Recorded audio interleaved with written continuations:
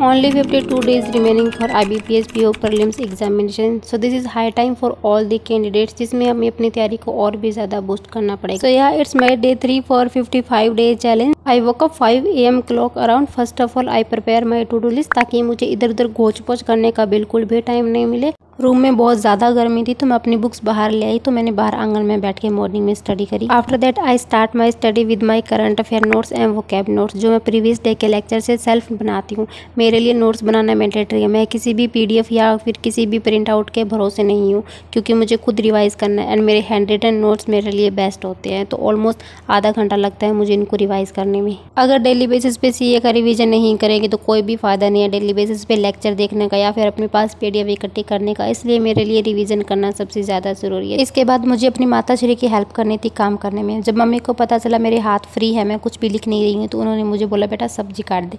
इसके बाद हम नहाए, पूजा की, खाना वगैरह बनाया. ये मेरा सुबह का काम होता है जो मुझे 9:30 बजे तक ऑलमोस्ट कंप्लीट करना होता है. इसके बाद मैं ऑलमोस्ट 10 बजे तक बैठ गई थी पढ़ने के लिए, जिसमें सबसे पहले मैंने स्टार्ट की थी अपने करंट अफेयर लेक्चर के साथ, जिसमें मैं 2 क्लासेस करती हूँ और ऑलमोस्ट 1.5 घंटे के अंदर मैं इन दोनों क्लासेस के प्रॉपर नोट्स बना लेती हूँ. और यही वाले वो मेरे नोट्स है जो मॉर्निंग में उठते ही सबसे पहले मैं रिवाइज करती हूँ. मैं अपने नोट्स वीडियो लेक्चर के साथ साथ में प्रिपेयर करती हूँ. बाद के लिए मैं कुछ भी नहीं छोड़ती. अगर बाद के लिए कुछ छोड़ देंगे तो बाद में वो बाद में ही रह जाएगा और फिर वो बाद में कभी नहीं आएगा. इसलिए साथ साथ में अपने नोट्स बनाओ, साथ साथ में रिवाइज करो. और जो मेरे 2 करंट अफेयर के सोर्स हैं, पहला कृति मैम एंड दूसरा है आशीष गौतम सर अड्डा वाले. मैं करंट अफेयर ऑलमोस्ट 2.5 महीने से रेगुलर कर रही हूँ और अभी IBPS एग्जामिनेशन के लिए मैं अपना पूरा अच्छे से जो करंट अफेयर करूँगी वो मैंने जून मंथ से स्टार्ट किया है. तो इतना करने में मुझे आपको पता है कि हमेशा की तरह 1.5 घंटा ही लगता है और 11:30 बजे तक मैं अपनी ये प्रॉपर नोट्स है कंप्लीट कर लेती हूँ. उसके बाद मैं सोचती हूँ कि मैं 1 घंटे के लिए सो जाती हूँ, बट वो 1 घंटा कब मेरा 2 घंटे में बदल जाता है मुझे बिल्कुल भी पता ही नहीं लगता. फिर वापस उठ के पीती हूँ 1 कप चाय, बड़ी बड़ी आंखें खोलती हूँ, उनको धोती हूँ अच्छे से ठंडे ठंडे पानी से, फिर लगा के चश्मा बैठ जाती हूँ एडिटोरियल की क्लास करने, जो मैं कर रही हूँ वरुण चित्रा सर से. और इसमें जो भी मेरे लिए न्यू वोकैब होती है, जो मुझे नहीं आती होती है या फिर मैंने पहली बार देखी होती है, तो मैं इनके प्रॉपर नोट्स बना लेती हूँ. इसके साथ साथ मैं ट्राई करती हूँ कि थोड़ी बहुत वोकैब के अपने हाथ चलते रहे, ताकि मुझे क्लास में बिल्कुल भी बोरियत फील ना हो और साथ साथ में वोकैब भी याद होती रहे. एंड मेरे पास कुछ कमेंट्स आए थे कि आप अपने नोट्स शेयर कर दो, तो ठीक है मैं अपने नोट्स शेयर कर दूंगी. ये कोई नई बात नहीं है, मैं डेली बेसिस पे हमेशा ही शेयर करती हूँ. तो आज मैंने अपने जो वोकैब के नोट्स है वो भी आपको TG पे शेयर कर दिए हैं और बाकी ये जो करंट अफेयर वाले नोट्स है वो भी मैंने मॉर्निंग में शेयर कर दिए थे. आप चाहो तो जाके देख सकते हो. TG का लिंक आपको मेरे डिस्क्रिप्शन बॉक्स में मिल जाएगा.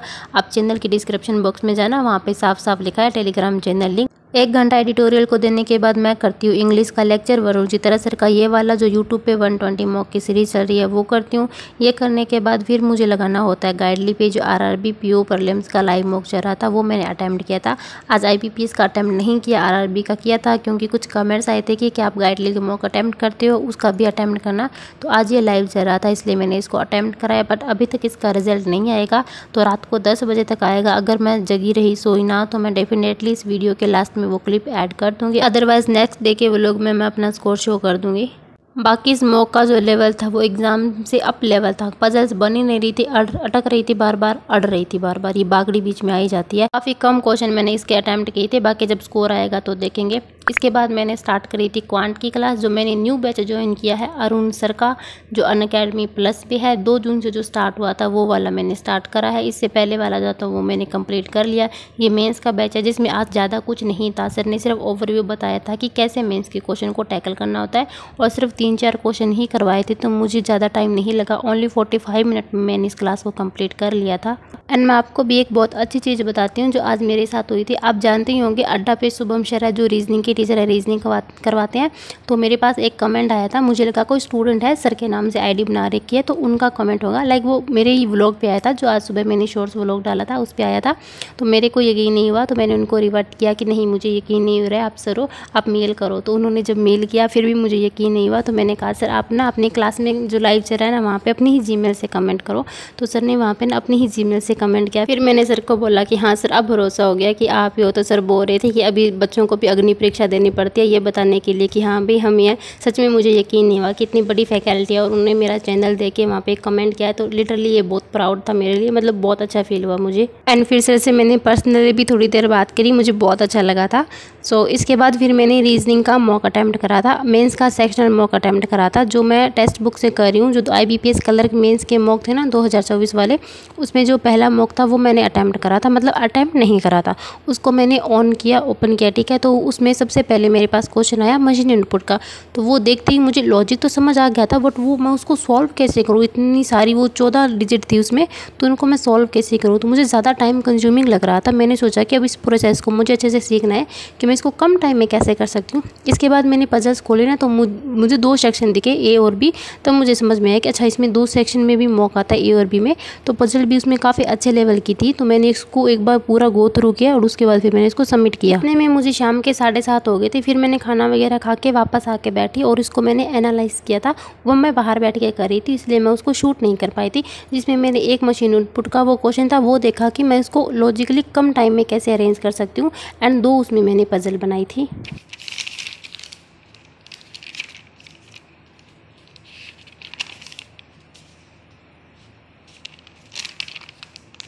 इतना करने में रात के 10 बज गए थे और मॉक का एनालिसिस भी आ गया था, जिसमें मेरा स्कोर इतना गंदा आया है ना, 26 नंबर, मतलब अनएक्सपेक्टेड था ये मेरे लिए। और मैंने बहुत कम क्वेश्चन अटैम्प्ट करे थे, 38 क्वेश्चन ही मैंने अटैम्प्ट करे थे। एंड मैंने आपको बताया था कि मैं इसमें फंस गई थी। और क्वांट में जो सिंप्लीफिकेशन अप्रोक्सीमेशन के क्वेश्चन थे ना, इतने लेंथी हो रहे थे, बन ही नहीं रहा था। आंसर क्या आ रहा, क्वेश्चन में कुछ ही दिया हुआ, पूरा ये मेरा घोच पोच हो गया था मॉक टेस्ट। और सबसे बेकार स्कोर आया इसमें, सिर्फ 5 नंबर आए हैं मेरे इसमें, पूरा एकदम हो गया था। मतलब ऐसा एग्जाम लेवल में नहीं आएगा, एग्जाम से काफ़ी डिफिकल्ट लेवल है, बट इस लेवल की अगर भाई साहब प्रैक्टिस हो जाए ना बढ़िया से, तो क्या ही अलग ही मज़ा है। तो मैं इसका कल सुबह में एनालिसिस करूँगी proper. So this is all about my day and this is my final output, जिसमें मैंने आज 9 घंटे पढ़ाई करी। इंग्लिश का सेक्शन मॉक देना था बट नहीं दे पाई क्योंकि सो गई थी घोड़ी बेच के, sorry. If you not subscribe the channel, please do it so because it give me lot of motivation for study. We are so close to 3K subscribers, so please make sure click the subscribe button. See you tomorrow. आज के लिए इतनी English बोलता है, बाकी की कल झाड़ूंगी। Bye bye.